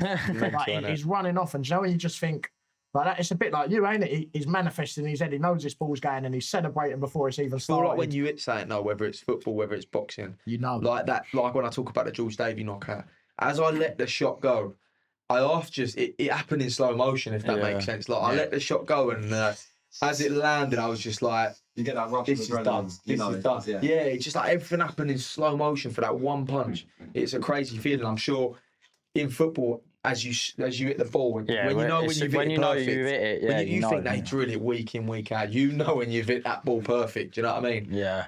They seem to do it every free. Yeah, mate, he's mustard, and he's one of the player. Danny Dyer clip. Yeah. Him talking about his son going to a preschool with Pyatt's son. Oh no, I ain't seen He it. was saying how he turned up to drop his son off at preschool one morning, and the kid's peg, because Pyatt's son's peg gone. Oh, really? And he said to the teacher, he went, "Where's that kid's peg gone?" She was like, "Oh, well, we can't talk about such stuff." He went, "No, where's that kid's peg? I need to know." And it was like, "Oh, well, I think he's moving to Marseille," and he just said it's just dropped. His head's gone, yeah. 'Cause he said he used to put his peg next. He made sure them boys sat together because he wanted to be close with Pyatt. That makes Like, sense. And he saw the peg was gone, and he was do like, you think would be more of a flipping moment though, that or the rumours coming true that Bowen could go to Tottenham, and then Bowen goes to Tottenham because Bowen surely cannot go to Tottenham. if Bowen goes to Tottenham, that would be riots. the relationship's got to be over. No, I think so. I think Danny Dyer would actually kill him. Do you know what I mean? Which is lucky with Danny Dyer and Bowen. Yeah. I think he'd have gone a long time ago. Mate, he can't leave. The geezer cannot leave. The thing is, Tottenham of all teams, you already lost Kudus to them. So Let's not talk if about that. if you go and lose a Jared Bowen, they've took your two best wingers out of the last 3 seasons, ain't they? Mate, he can't do it. I don't even think without Danny Dyer, I don't think Bayern. I don't think Bayern will go to Tottenham. No, I don't think he would. I think he's too. I feel like he's too West Ham. You know what? Do you know what I mean? I would to do pay that. good money to see him come out with a Kudus quote of "Tottenham's always been in my blood." Oh, I think if Jared Bowen come out with that, I think not only West Ham fans, I think the whole of the Premier League would turn around, wouldn't they? But as an Arsenal fan, I couldn't see that. I couldn't see it happening. Anything to do with Tottenham, like if someone says that I love Tottenham, no matter what it is, I'm just like, can't deal with that. Even if they've hurt West Ham by it. That is another question though. Conor Ben obviously said that his dream place to fight was Tottenham Stadium. Yeah. Obviously, he's a West Ham fan. Could you ever see yourself boxing at Tottenham Stadium? Listen, I'm not going to sit here and say I wouldn't. If the money makes sense and they want me to fight there, you ain't really got much of a choice, you know what I mean? But I will always fight for the corner of fighting at London Stadium. I will say that. Could you? Who was it? Was it Chevron Clark that walked out to North London? Yeah. Could you make Against Vidal Riley? Could you walk out? If someone walks out to something like that against me, they're getting chin in the first few rounds. I'm just saying that it is. Would you walk out to Bubbles if you fought at Tottenham? Yeah, I would. 100%. Well, Tottenham will do it because they've done it already for Arsenal. Yeah, exactly. I'd do it. 100%. I think I'd purposely probably do the it. Tottenham fans went mad. You get 2 songs as well normally with them like arena fights as well. Yeah, so that'd be the first one, and then we put it into something else. You know what I mean? Yeah. What's your favourite song you've come out to? My last ring walk was my Really? favourite. Bad Boys. Do you know why? Because it was so fitting.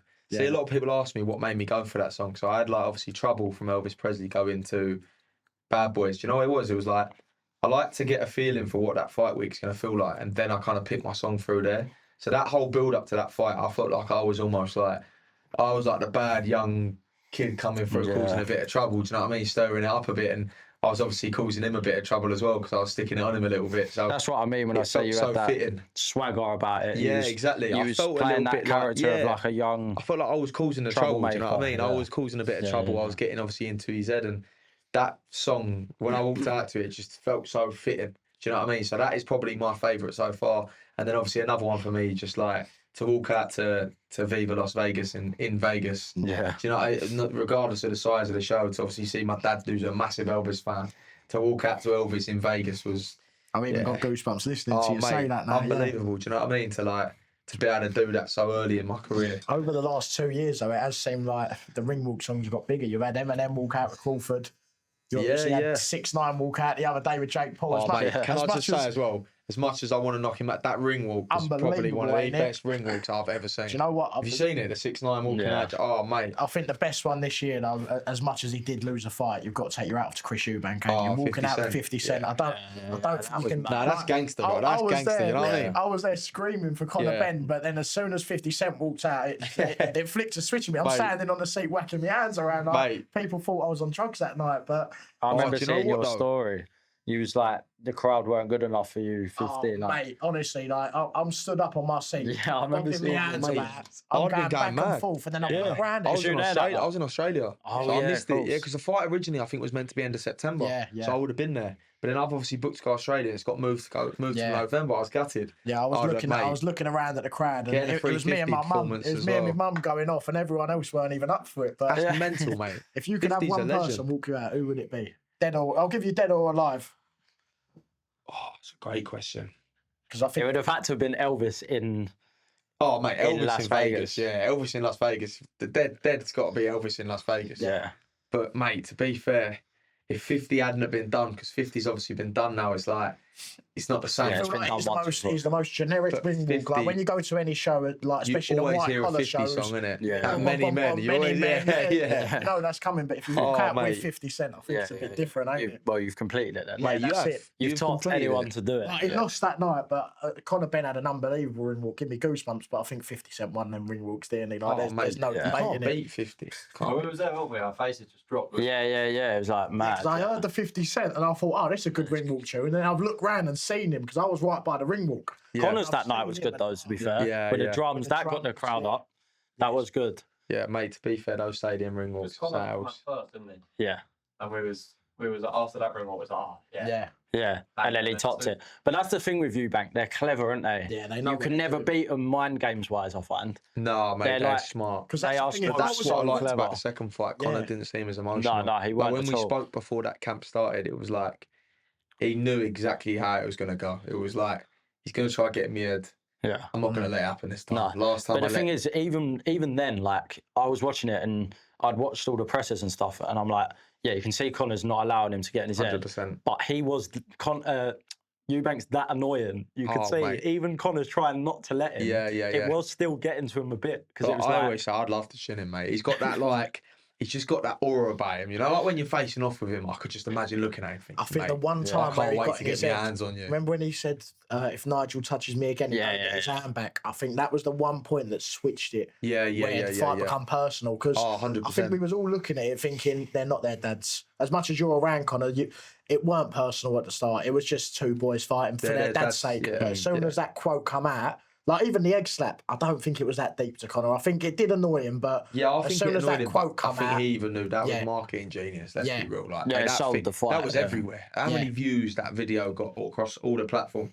Mate, that was marketing genius. I think even Conor probably respected that. Yeah. Like when you talk about your dad, do you know what I mean? That's different. Especially when he's offering him out, and he's there. He's saying you ain't getting his hand back. Yeah. I think that's even Nigel was saying, that caused any man to get a little bit, rattled. Yeah. But that's the thing. He's clever though, isn't he, Eubank? Because you can imagine that if Conor was like, "Well, yeah, I'll chin your dad," I don't think Eubank would react. No, he's so chilled, isn't he? So, at that point, they weren't talking, so Chris probably would have picked him up. He could have gone, I'm a naughty. Yeah, no, he's got a way of winding people up, hasn't he? Yeah, even with like Eddie, you see how he is with Eddie at the press conferences. Even like, Frank, his brother-in-law. Oh, mate, his brother-in-law as well, I would love to have been a fly on the wall at Christmas for that. I think Frank was in Sandy this year, weren't he? Yeah, he was. Yeah, I'd love to see. Imagine that though. Imagine your brother-in-law, Chris Eubank Jr. Oh, mate. I'll be in a doghouse all the time. I'll be in a doghouse all the time because I'll be battering him on a weekly basis. You know what I mean? What's worse, do you reckon? Do you reckon it's Chris Jr. or do you reckon it's Chris Senior talking at dinner with all his quotes? You know what? I don't mind Chris Senior. I'd find him hilarious. Like, it'd be the entertainment. I mean, don't get me wrong. But Junior's just a wanker, isn't he? Yeah, I feel like he's funny for an evening. Yeah. For an evening, I reckon. For a few hours. Like, have a nice dinner. But yeah, mate. Imagine a week on holiday and all-inclusive resort with him. You know. Oh, the selection here is stupendous. The pastries at breakfast. So, oh, mate, all right, yeah. Croissants are good. We get it, bro. And Do you know what I then mean? could you imagine that? You take him and Big John on an all-inclusive. Oh, One mate. exchange What to a another. collab That might have we to might be have to done. get him in here. We That must might get have to be Chinese done. sit- Oh, that might have Chris to be done. Eubank That'd be Jr. and incredible, Chris wouldn't it? We Chinese get together. We'll get them on here. Like Domino's. Oh, yeah. Nice slutty Dominoes after, I yeah. want to see that. I want to see Oh, Trim the Talk with barbecue Big John beef and Chris is- Eubank. Yeah, the only thing is, they've got no hair. Yeah, that'd be even better than just shining their head the whole time. Polishing Buffing it it like up. that. Big John could have a skin fade. He's got a bit. He's there. got He's got a little Yeah, bit. he He can have has. a little clean shave, I can say. Yeah, so obviously while we're sat here, you've got me and George here. I think we're the two dream guests that you wanted. Totally. But if you could pick one boxer, going off George Liddard, and then one celebrity in total to be on this podcast one day, who would your two people be? I'd say for boxer, I'd say Conor Ben, because a few years back when I must have been about 10, 11, I literally just started boxing. I had my first gym show. Anyway, Dad's dropped me home back to my mum's house, and I'm getting changed upstairs. Looked out the window. My dad's still there. It's like 20 minutes later. He's chatting away to someone, and I was like, "Who's that?" So I've looked out the window and turned around. It was Conor Ben. I was like, "Fuck it." And at the time, he was my favourite boxer, and I've run down the stairs before he could even knock on the door. I've opened it before he even got there. And to be fair, he was a proper gentleman. He had a chat with me for about 25 minutes. And it turned out he had just moved up the road, like literally 2 doors down from my house. And I used to see him all the time. He was like just a lovely geezer. Like, used to always say hello. He gave me some good advice when I was young boxing. So I'd say that'd be like a full circle moment for me if I got him on I here. was looking back at the messages, weren't we? And you was like, oh, Yeah. well, mate, your parcel's been dropped at my house. Yeah, I was like 12 years old and we had a parcel dropped to my house. And Mum was like, oh, I think that was Conor. I was like, let me DM him on Instagram. So I DM'd him and he got back to me. He was like, oh, yeah, sweet, my missus will come pick it up for you or whatever. That's jokes. So, yeah, I think that'd be a proper full circle moment for me to have him on here, considering I met him when I was a kid and he was like such a nice geezer and whatever. But then I think celebrity-wise, just general-wise, I'd say Declan Rice. There's been a lot of talk about him today. But I'm a big Arsenal fan and I rate that, yeah. he's similar to us and he's got the same Barnet and all that. Do you know what I mean? So exactly. he's like one of us. I He think is he'd like be, one of the boys. I feel like he'd be good on a podcast. yeah, I think he'd be quality. I He'd think have a he'd laugh, really give do you you know what his I mean? time and stuff. Yeah. So I'd say them two, really. We were saying about like Joe Werner as well, obviously, where Yeah. growing up with. Yeah. Oh, he was in Australia. He was in Australia Oh, when I was in yeah. Australia, yeah. Yeah, I see that actually. Yeah. Well, did you meet up with him? Nah, so I see him. I don't know, he was a little bit of a different one than what I was expecting. Really? Yeah. He was a bit of a Do you want to different elaborate? character to what I was expecting. Well, if he wants to fight on Misfits, you know what I mean? No, do you know what? I don't know. I think he was pissed. I think he was like proper Right. pissed when I see Okay. him. So they can't really take it off that. But he was just a lot more in himself. Like, he didn't really want to speak to no one. And like, Didn't he tag you on his story or something? Though? I'm sure I see something online. No. He was a little bit like, yeah. He done a video for Ron the other day. You know, Ronnie the Yeah, I Lemon. see that. Oh, I see that. Yeah. He done a video. So I see that, but then he seems like really outgoing on that. But I see him in person, like, he was just dead quiet, like, just kind of kept himself to himself. Oh, really? And didn't really want to talk to no one. Yeah. Mate, he might be quite hard on a podcast. Yeah, nah, he'd be alright, I reckon, because the camera's on. He Yeah, might of just be course, that yeah. kind of character. Maybe he's just sick of being that, like, do you know what I mean? Being that outgoing. It's been very up and down for him over the years, isn't it? Yeah, I don't know. That's all I can take him A for. lot of people like it as well, like you probably do. When you go out and you meet someone and they don't know who you are, sometimes, like, don't get me wrong, you love it when a little kid comes up to you and goes, George, can I have a photo? Yeah, But then of other course. times you might like it when you meet someone your age who goes, you're all right, what do you do for a living? Oh, And it's it's nice. like, Yeah. you meet someone who don't want you because you're a boxer. They want you because they think you're a nice fella. Do you know what I Yeah, mean? yeah, Like, yeah. all of your mates right around you, they're not boxing people really, are they? No, exactly. I've known them all since before. But that's yeah, what I mean. they're all mates because of their George's mate, not because they're George Liddard Commonwealth champions, mate. Do you know what I mean? Yeah. Makes a big difference. Because you went away with a couple of your old school pals, wasn't it? When you went to Australia. Yeah. How much do you find now that you've become a very successful boxer, people will try and become close to you and you feel it's just because of that? I don't. Do you know what? Listen, I'm in a fortunate position, but I'm not. You know, I'm not a celebrity as such yet. But you do see it. You see, like, maybe even girls, etc. Do you know what I mean? Like, they Yeah, that's a kind of massive see the thing. blue tick. They like, you know, they're interested. Do you know what I He mean? loves I that might part. have to buy one. In that case. You know, they see the blue tick and like they're interested. But that's the biggest thing for me, isn't it? Like, down the line when you do want to settle down, it's like making sure someone's there for the right reason. Do you know what I mean? 100%. So, because it is scary, I won't lie to you. Like you never know whether people are there, but I feel like you get a gut feeling, even with like boys, like you know when people are there, like when they actually want to be your mate or they just want to be seen with you. Do you know what I mean? So I'm quite lucky in that respect. Like I keep people close to me who I trust, and I keep people close. Not that I trust many people, but I keep people close to me that you know I like spending time with, for one, and two, that a lot of the time they were there before I you know started turning pro and started winning these titles. Yeah. But listen, like it's not to say that I won't meet someone now that you know they know who I am, but they ain't necessarily interested in that. They're just a good lad. You know what I mean? I've met a few people like that. I made some good friends recently that.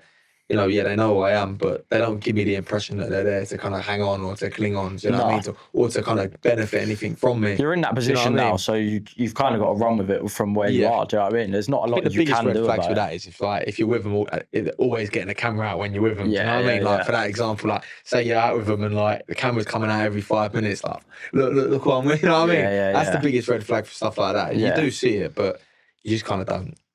You know not to really spend too much time. So I find it hard the opposite way around, whereas like when I'm mixing it with people like you and I'm saying, George, who you fighting next? Like in your head you must be thinking Frank's got a boxing channel. Like when you said to me in Pagoda that night, it was like, oh, Kieran Conway, but no one knows. Now I could have gone home, posted George Liddard, Kieran Conway fighting soon, and then you like gotta be careful, even like we've had discussions over like multiple times, like I want to fight him, I'm fighting him next, and like you keep it quiet, even though I could go home and I could make a good bit of dough off that. I could sell the story, do you know what I mean? Well, you see it a lot in your own celebrity. Do you know what I mean? I feel like when you know, you know. Like, I know Frank ain't gonna say nothing.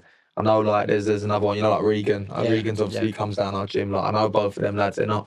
They're not gonna go. If I say to them like, don't say nothing, they respect me enough not to do that. Do you know what I mean? But there's a lot of people that. Well, it's a massively snaky thing to do, isn't it? Mate, 100%. Even the Kieran Conway one. I remember going home to my dad. That was so big as well. Do you know what I mean? That was such a big step up. Yeah, I went home to my dad and he went, did George talk anymore after he had a drink? I said, I'll be honest, George didn't even have a drink.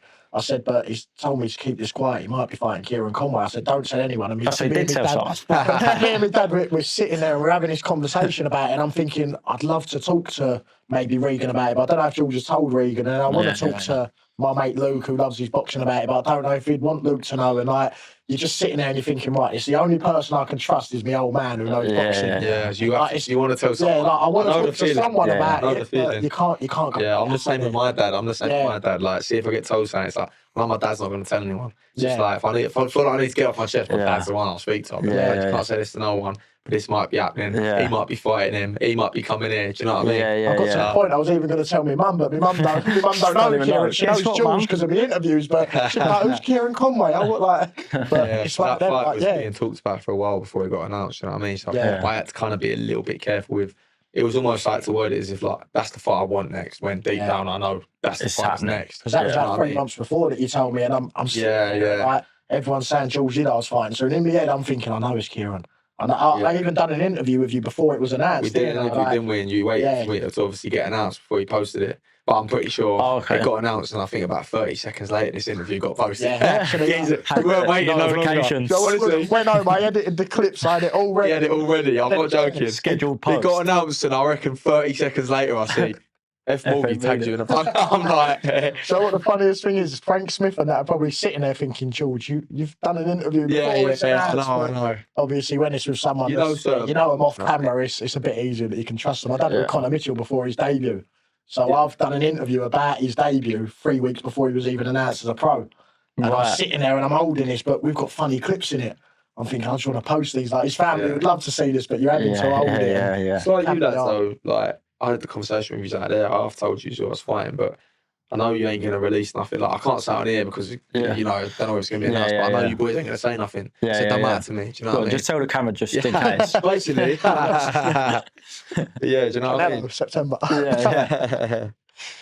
Yeah, can you imagine?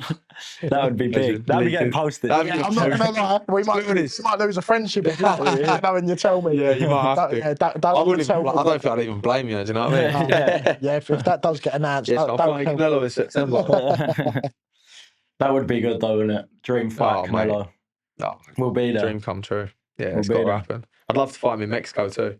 Yeah, that I would be I'd that would love be to fight tough. him in wouldn't it? Guadalajara like John did. Would love to. There was two people that have done it, ain't there? Two people have come from England, fought in Mexico, and both of them were Johns. It was John H. Tracy and John Ryder, weren't it? Oh, really? Obviously, John H. Tracy come out victorious and won the world title, but John, to be honest, John won a lot of respect. yeah, I think he John won Ryder He was went into that close, wasn't he, fight. John? Yeah. In that fight. He went into that fight. He's getting like, Yeah.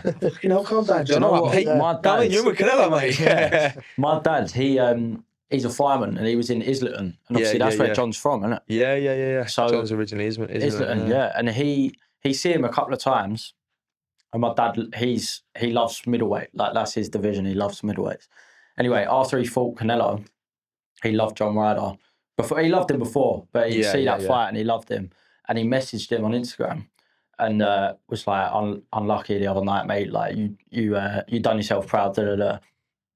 And he got back to him, John. John texted him back and was like, "Oh, cheers, mate. Thank you, whatever." But like, it just shows with the boxers, like you never get that from a footballer. Mate, John's a man of the people, though. You know Yeah. what I mean? There's a lot of fighters that might not, but obviously I try and message as many people as I can back. Do But you know you what I mean? think 'Cause footballers they're wise crap. though, mate, League One players wouldn't even get back to you. League Two Nah, players that's probably it. wouldn't even.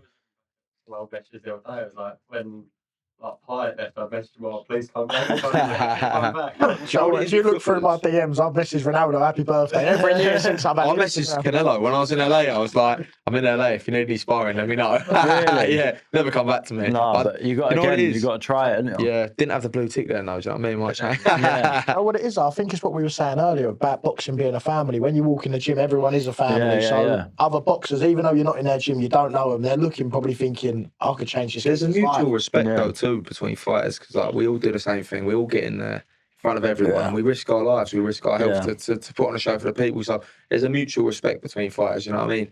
But like even with that, like fighters messaging back, it's like when someone comes to watch you fight, they're coming to watch you.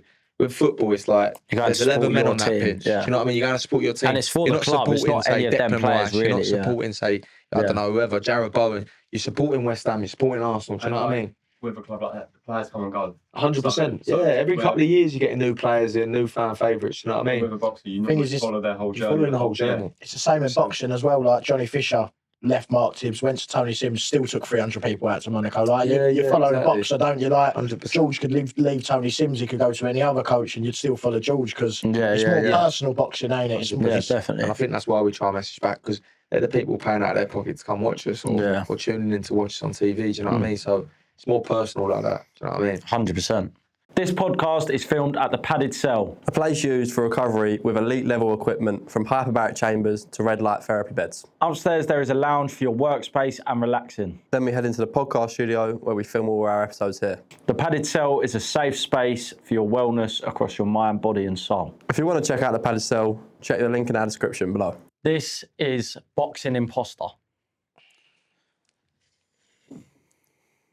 Tall.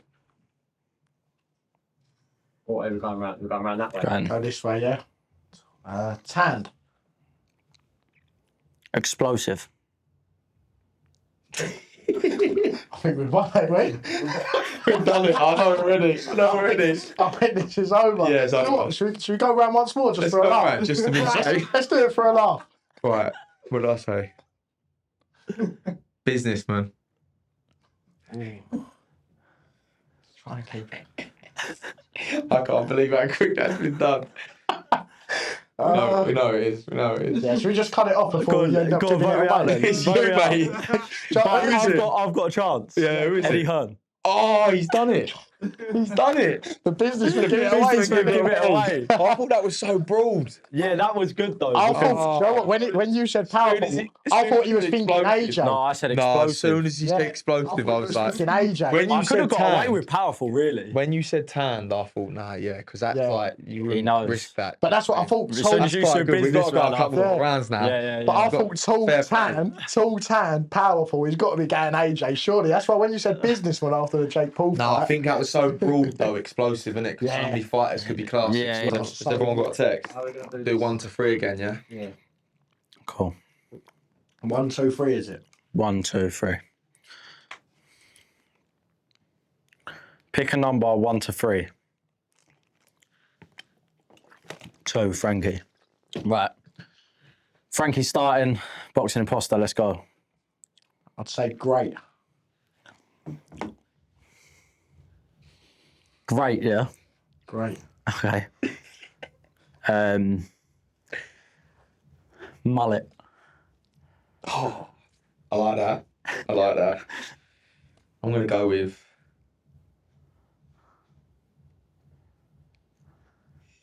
He's giving it all I like that to try and play it off.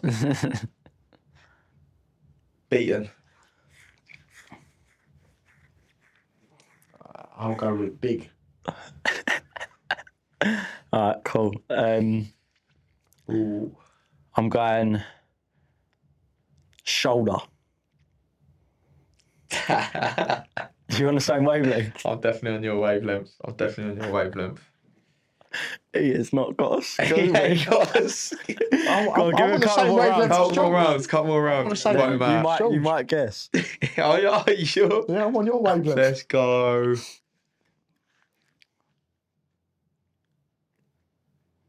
I'm going to go with Dad. Yeah, I'm with you. I'm not Oh. with you. Oh, it's got a personal one, that one. Dad. Bosh.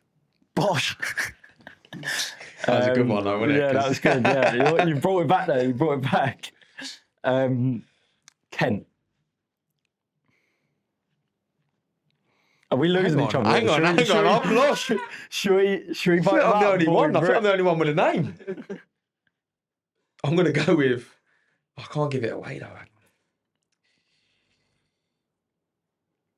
I'm going to go with... Delusional.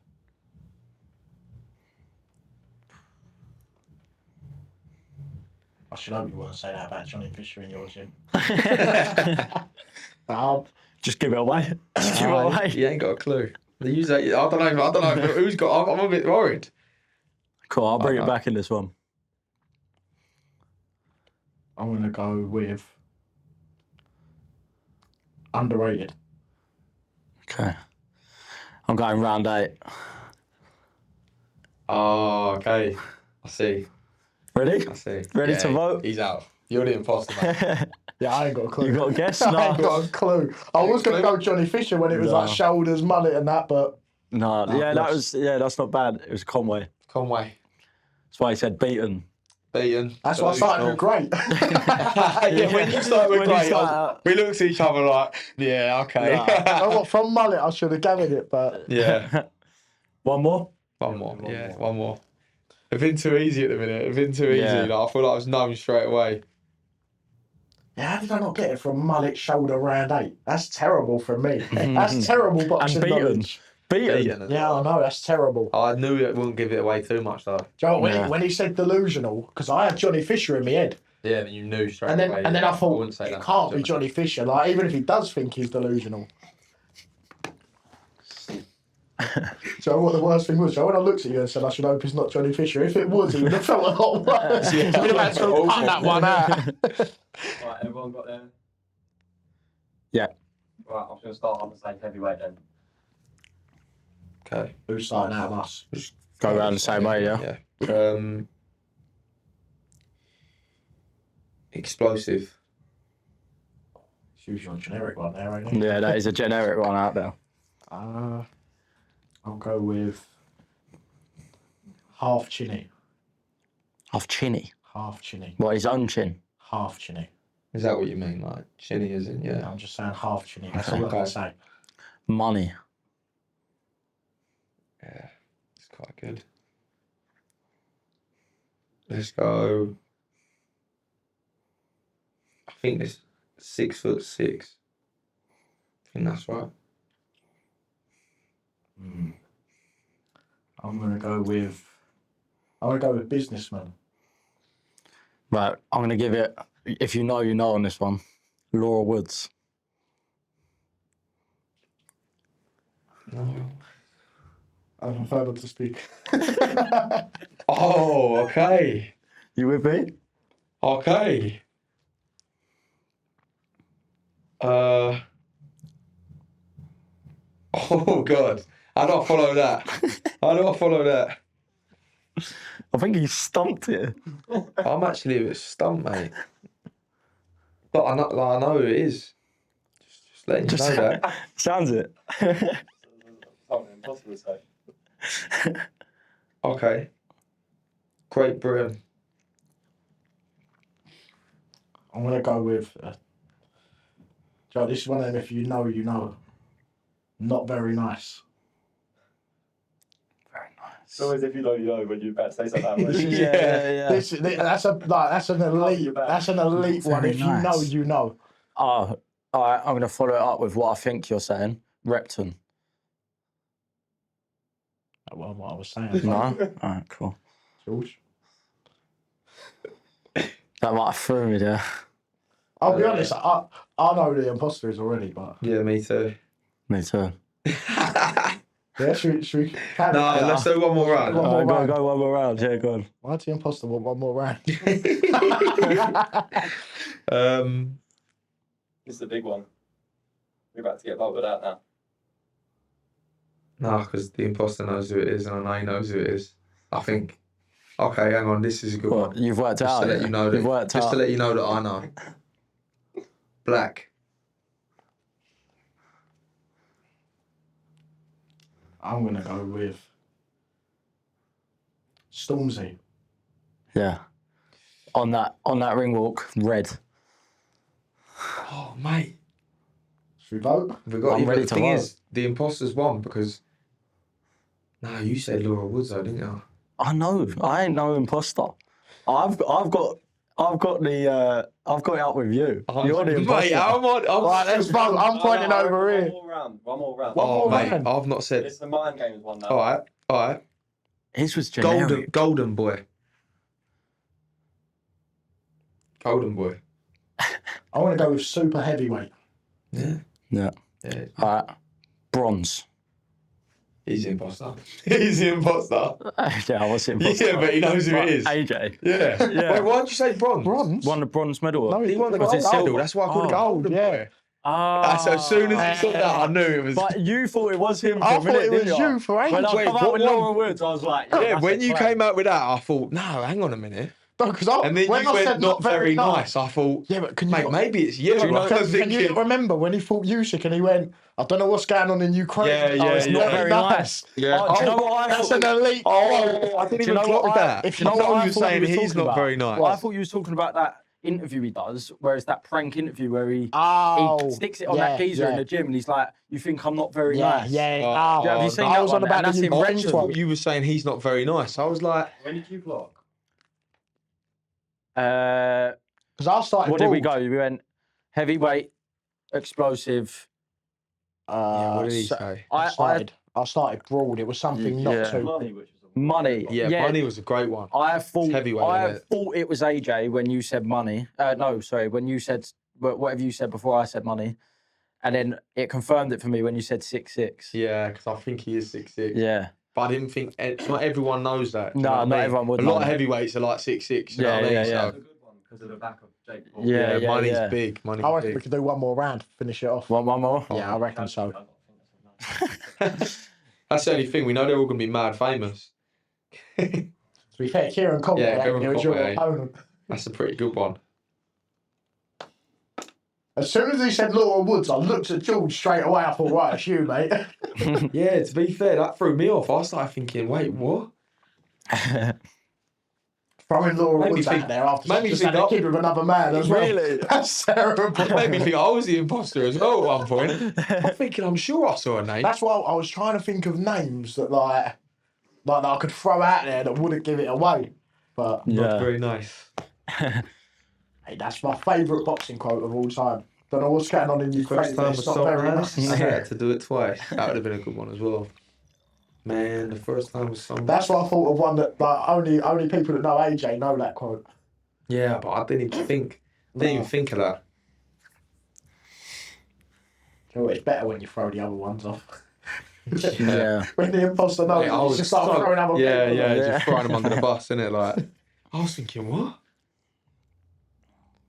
I voted you out as well for that one. So he won anyway. As soon as he said bronze, I was like, he said, Yeah. I don't know oh, why. I thought knew the you whole won. time you was the imposter after. Yeah. After. No, but then when you said Laura Woods, it threw me right off. Let me come up with. I'm going to say a young AJ as the clue. Who started? Should we go the opposite way this And time? go the opposite way, yeah. You look worried when I said that. Africa. Just got to put that there. That's good. I'm going to say... He's nervy. He's just buying some time. Oh, this is going to sound nuts, but he said Africa. I'm going to say local. Yeah, I like that. All right, cool. I hear that. I hear that. I hear that. I'm gonna go.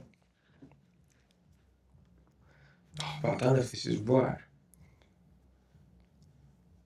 Nigeria. Yeah, okay. You hear me on that? Yeah, yeah, No, you yeah. feel me on that? Yeah. Nigeria. Yeah, Yeah. you hear that? You hear I'll that? give you one of them. Shit.